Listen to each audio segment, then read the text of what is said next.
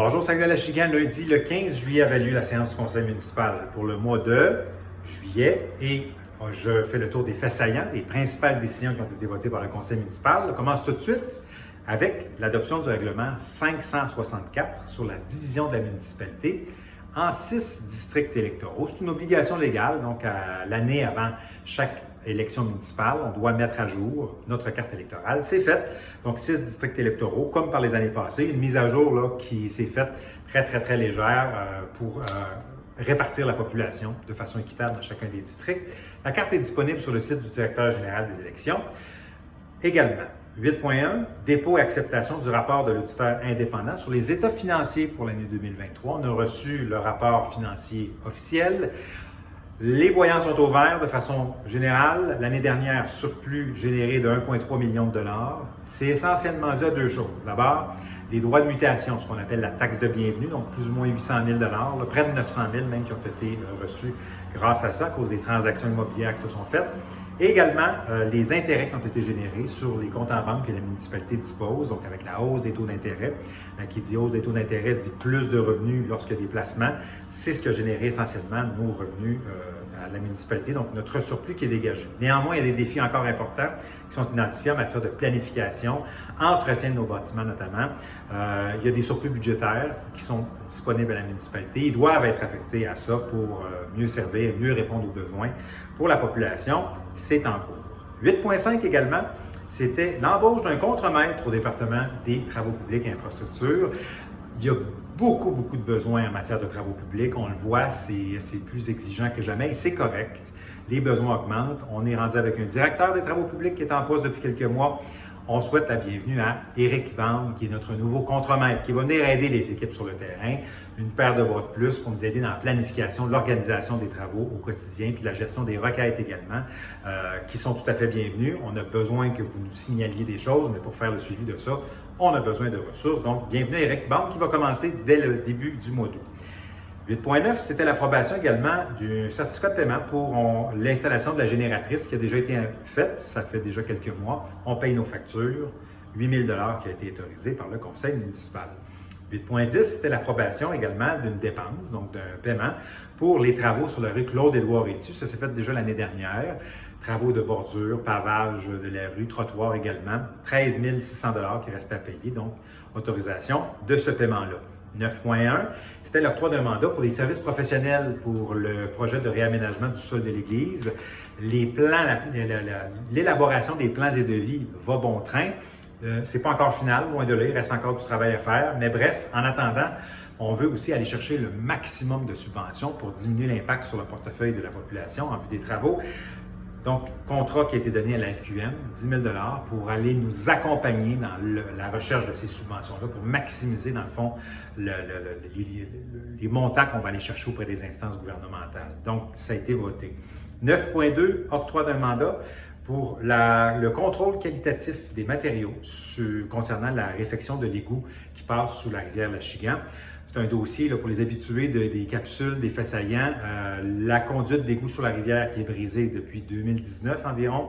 C'est un dossier qui traîne depuis trop longtemps. Les travaux vont se faire cet été. Des travaux qui sont évalués à plus d'1 million, là, tout près d'1,1 million.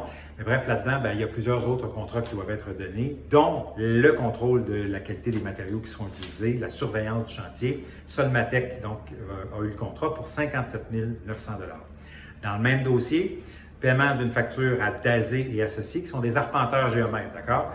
925 $ qui a été donné en contrat. Également, firme d'évaluation agréée, LB Évaluation, 4 800 $, toujours dans le dossier de la conduite d'égout. C'est un très gros dossier. Oui, ça coûte cher, mais en même temps aussi, on a une obligation de résultat dans ce dossier-là. Donc, on est en bon espoir, en tout cas, que les travaux vont débuter très prochainement. C'est prévu vers la mi-août. 10.3, c'était le remplacement d'un ponceau sur la route 125, le chemin Saint-Philippe. Ponceau qui est à cheval entre la municipalité de Saint-Roch-Ouest et celle de Saint-Roch-de-Lac-Chigan. Étant donné que c'est à cheval, on va se répartir la facture 50-50, donc remplacement d'un ponceau qui va se faire au coût de 90 000 $, réparti de moitié-moitié. Ça va faire environ 45 000 $ pour la municipalité. Les travaux vont se faire normalement vers le mois d'août. Ils ont été commandés par la municipalité de Saint-Roch-Ouest, qui est notre municipalité voisine. 10.4, résolution qui autorise l'achat de balises pour les pistes cyclables. On s'est rendu compte qu'il y avait des besoins là-dessus. Il y a certaines balises qui ont été écrasées par les voitures. Il y a des besoins de réparation. On ajoute un modèle qui est plus flexible, qui va être mieux adapté, je pense, en milieu agricole. Donc, 135 nouvelles balises au coût de 15 000 $. Donc, c'est à venir. Donc, la commande est passée et autorisée par le conseil municipal. Également, 10.5, résolution qui autorise l'acquisition d'une licence de propriétaire bâtisseur auprès de la Régie du bâtiment du Québec. Ce que ça veut dire en bon français, c'est que la Régie du bâtiment du Québec, c'est elle qui est l'instance qui contrôle en quelque sorte les émissions de permis dans la construction, l'entretien de bâtiments. Il est permis pour les municipalités d'aller se chercher cette licence-là qui va permettre d'éviter de faire affaire avec des compagnies ou l'obligation d'aller faire affaire avec d'autres compagnies privées, des compagnies de construction, pour faire des travaux légers en matière de rénovation, d'entretien de bâtiments. Donc, par exemple, la plomberie, construction, on va être capable de faire des choses ici même, à l'interne, en régie, par nos travaux publics. Donc, c'est un coût d'à peu près tout près de 2 000 $ donc, pour acquérir cette licence-là. Ça a été autorisé par le conseil municipal. Également, nomination de 2 nouveaux membres au sein du comité consultatif d'urbanisme.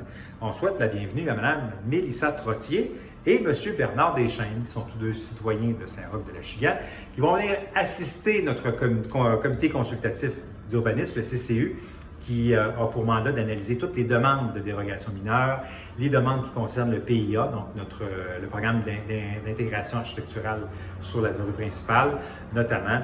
Donc, bienvenue à Mélissa et bienvenue à Bernard. On vous souhaite un bon mandat, qui est un mandat de 2 ans, donc pour siéger sur ce comité-là. 11.10, c'était une autorisation, un appui pour la SPCA Lanaudière Basse-Laurentide qui nous a fait la demande pour pouvoir avoir le droit de s'installer à l'ancien entrepôt JC Perrault qui était sur la rue industrielle, là, à côté de chez La Chapelle.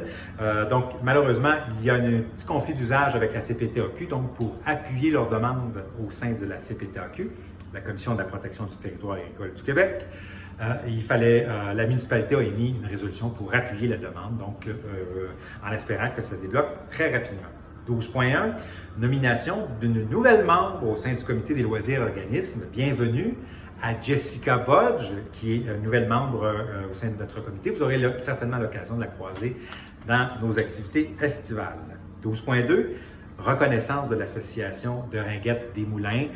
L'association Ringuette des Moulins, on a tendance à penser que ça concerne seulement Mascouche-Terrebonne, mais il touche également le territoire de notre municipalité. Ils étaient présents dans différentes activités, notamment à Saint-Roch-de-Lachiguan-en-Fête et Saint-Roch-en-Fête l'année dernière. Si vous êtes intéressés, allez les voir, donc l'association Ringuette des Moulins, qui sont ouverts aux inscriptions de nos citoyens. On les a donc reconnus en vertu de notre politique de reconnaissance des organismes. 13.1, invitation au souper champêtre de Saint-Roch-Ouest, qui va se dérouler le 23 août prochain. Saint-Roch-Ouest, c'est une municipalité voisine, mais c'est plus que ça. C'est une municipalité avec des liens fraternels, familiaux depuis plus de 100 ans.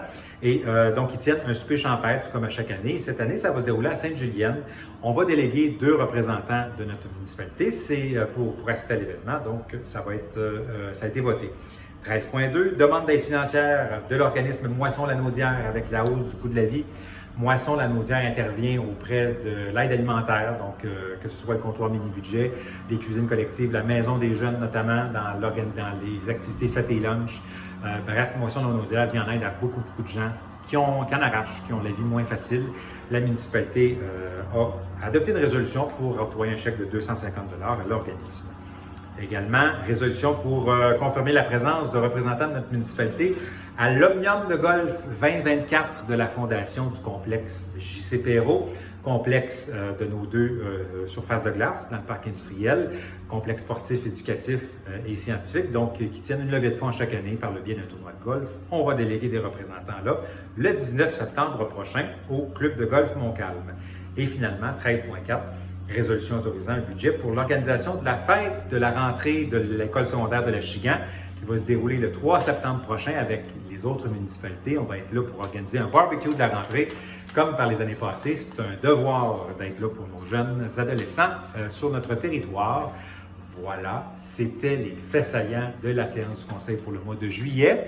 Je vous souhaite de très belles vacances. Prenez soin de vous, reposez-vous et surtout, on se revoit très bientôt pour Saint-Roch-de-Lachiguan-en-Fête les 9 et 10 août prochains. Ne manquez pas ça. Salut et bon été.